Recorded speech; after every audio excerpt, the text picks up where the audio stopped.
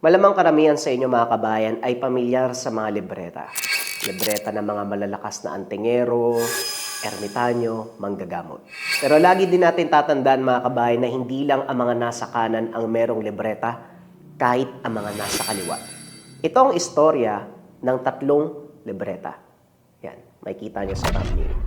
Kwento ko sa inyo mga kabayan ko. Itong bida ng kwento natin parang natuwa lang siya. Bumili siya ng 3 libreta na hindi niya alam kung para saan at kung paano gagamitin. So pagbili niya, excited siya, umuwi siya ng tahanan. Pagdating sa bahay, sinubukan niyang basahin yung libreta. Hindi niya maintindihan yung mga nakasulat, wala siyang naramdaman na kahit ano. Kaya feeling nitong bida, na-scam siya o naloko doon sa 3 libreta na nabili niya. Pero, pagsapit ng dilim, doon niya naramdaman na parang may umaaligid sa tahanan. Nakakarinig siya ng mga hindi pangkaraniwang kaluskos sa paligid ng tahanan. Nagigising siya ng alanganing oras at sa paggising niya kabayan, may mga nakikita siyang anino na alam niyang hindi normal. Pero itong bida natin, hindi pa rin niya masyadong pinansin yung mga senyales ng una niyang binasa ang 3 libreta. Kinaumagahan, isa sa mga weird na naranasan ng bida mga kabayan, may dumating na matandang babae. Bigyan natin ng pangalan na Komadrona. Pilit siyang tinatanong ng Komadrona. Sabi, "Iho, kagabi ba meron kang naramdaman na kakaiba sa tahanan mo? May napansin ka ba na umaaligid? May mga narinig ka ba?" Pilit tinatanggi ng bida natin na wala naman siyang naramdaman, wala siyang napansin na umaaligid. Pinagpilitan pa rin ng matanda. Sabi ng matanda, "Imposible ang sinasabi mo. Mula dun sa bahay ko, kitang-kita ko sa bubong na merong gumagalaw."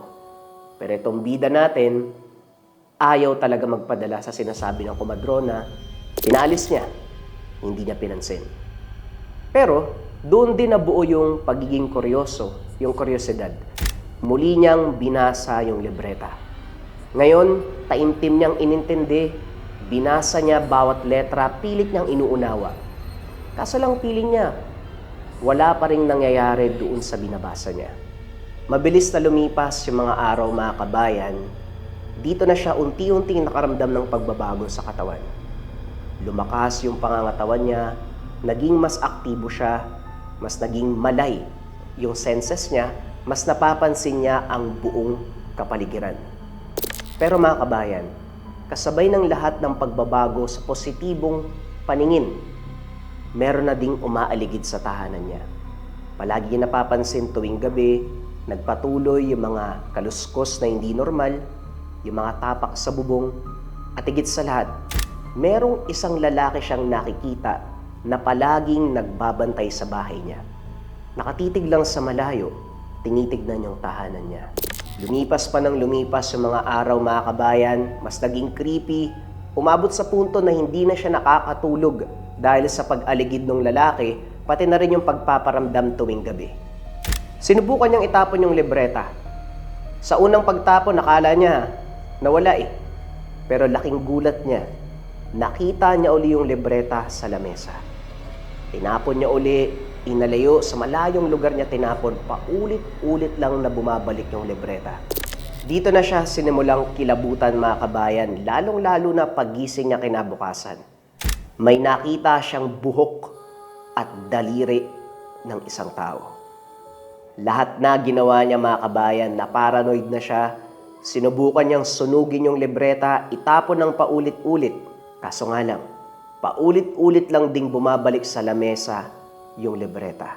Sa sobrang takot mga kabayan, alam niyo ba yung pakiramdam na peak na yung takot mo, nasagad ka na, nawala yung takot, naging matapang ka. Kinumpronta niya na yung lalaki. Muli niyang nakita sa harap ng bahay, masama na naman yung titig sa bahay niya eh.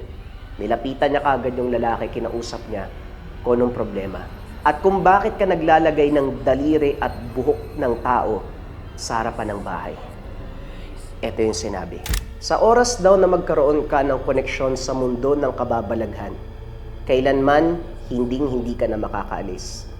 Meaning to say mga kabayan, kahit itapon niya yung libreta, kahit anong gawin niya, hindi na yun mawawala sa kanya. After nun, Bigla na lang tumalikod yung lalaki, umalis sa tahanan niya. Hindi rin maintindihan ng bida kung bakit hindi niya masabi sa ibang tao, kung bakit hindi niya sinundan yung lalaki. Parang napapasailalim siya sa malaking mahika. Lumipas yung mga araw, mga kabayan, nagpatuloy yung kababalagan hanggang sa nagkaroon siya ng hindi magandang sitwasyon sa anak ni Mang Doming. Dito, naramdaman ng bida yung kapangyarihan niya. Kusang bumubuka yung bibig niya, nagsasambit ng mga orasyon na laman ng libreta. Kala niya nga baliw siya. Kala niya walang epekto. Kinagabihan ng araw na yun, napagkamalang aswang yung anak ni Mang Doming. Nababaliw, tumutulo yung laway, namumula yung mga mata. Yun pala yung bisa ng kapangyarihan ng 3 libreta. Kung sino man ang makakaaway niya, kung sino man ang makakagalit niya, kusang bubukas ang kanyang bibig at magsasambit ng mga orasyon. Ang magiging kapalit, parang magiging baliw o mayayanggaw yung binibigyan niya ng sumpa. Pangalawang patunay, sa eskwelahan, nagpatuloy kasi yung buhay niya. Sa eskwelahan, may mga nambubuli sa kanya, kinukutsa siya, palagi siyang inaasar. Pumasok na naman sa sistema niya yung kakaibang pakiramdam. Kusang bumubuka yung kanyang bibig ng mga orasyon. Ilang oras lang ang lumipas, kapareho ng nangyari sa anak ni Mang Doming. Parang nababaliw, naglalaway, pulang-pulang mga mata at nananakit ng ibang tao. Yon ang kapangyarihan ng bida natin. Kapangyarihan nga ba o sumpa? Magmula ng araw na yon, naging maingat na yung bida natin.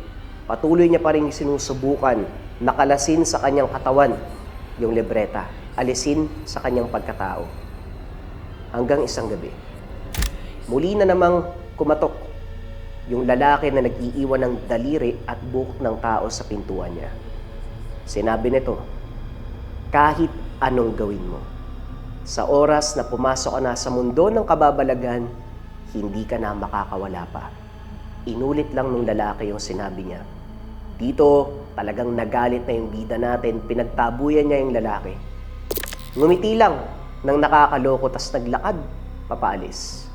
Sumakto naman, kinausap siya ng nanay niya.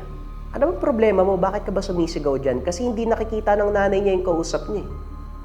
Nagalit din siya sa nanay niya, mga kabayan. Nakapagbitaw din siya ng orasyon. Umabot sa punto, nakamuntikang mamatay yung nanay niya dahil sa pagbibigay niya ng sumpa na hindi niya naman ginusto. Kaya naman dali-dali siyang naganap ng makakatulong sa kanya. Lumapit siya sa mga albularyo, manggagamot, kilalang mga antingero sa lugar.